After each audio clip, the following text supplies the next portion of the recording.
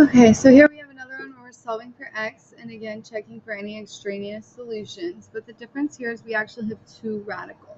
We can't get rid of two radicals at once, so we kind of have to pick. We always want to pick the more complicated radical to isolate first, just so that's kind of out of the way. So we were going to get that by itself, so we have to add radical x to both sides. We get radical 5x plus 4 equals 4 plus radical x. Now we can square both sides to get rid of this radical. We get 5x plus 4. And over here we have to square this, which would be a binomial. So 4 plus radical x times itself is going to be 16 plus 4 radical x plus 4 radical x plus radical x times radical x is just x. So over here we have 16 plus, this would be 8 radical x plus x. And now we still have a radical. So what we want to do is get that radical by itself so that we can then square it to get rid of that radical. So we're going to subtract 16 and subtract x. So we get 4x minus 12 equals 8 radical x.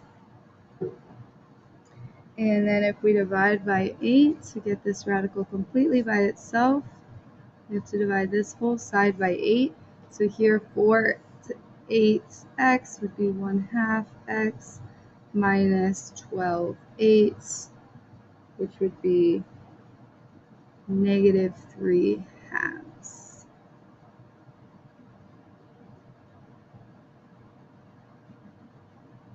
And over here we have radical x.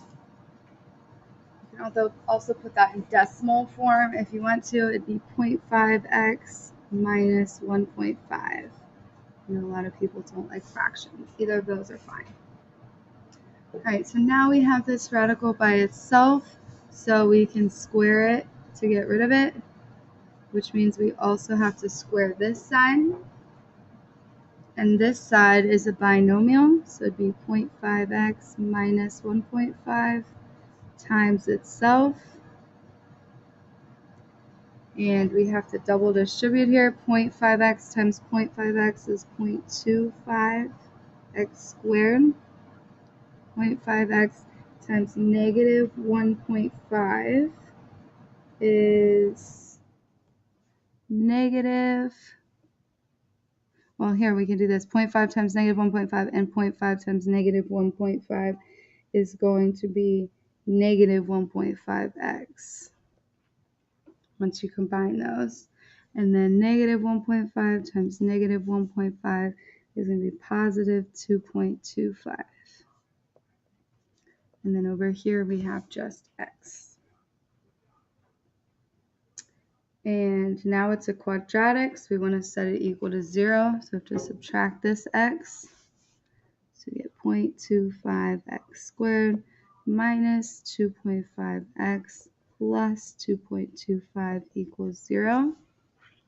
And then you could solve this by, you could factor out a GCF. You could solve it by quadratic formula. You could solve it by factoring. Here, these decimals are really messy, so if you want to, you can take out a GCF of 1/4, which is the same as multiplying this whole thing by 4. So you'd get x squared minus 10x plus 9. We distributed this 4 into everything. And we can do that because if we multiply the other side by 4, we're just multiplying that. 0 by 4 would just go 0. So that makes it a little bit easier to factor. This would be x minus 9, x minus 1. So our solution would be positive 9 and positive 1.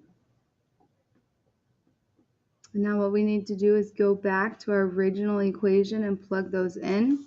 So that'd be 5 times 9 plus 4, the square root of that, minus the square root of 9, and see if that equals 4. And then over here we'll also plug in 1 for x.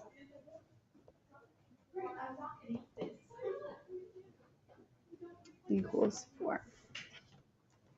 So here we have 5 times 9 is 45 plus 4 is 49, which would be 7. Minus here, 9 would be 3, and that does equal 4, so 9 works. Over here we have 5 times 1 is 5, plus 4 would be 9. So that would be 3 minus 1 does not equal 4. So 1 does not work. Our answer would just be x equals 9.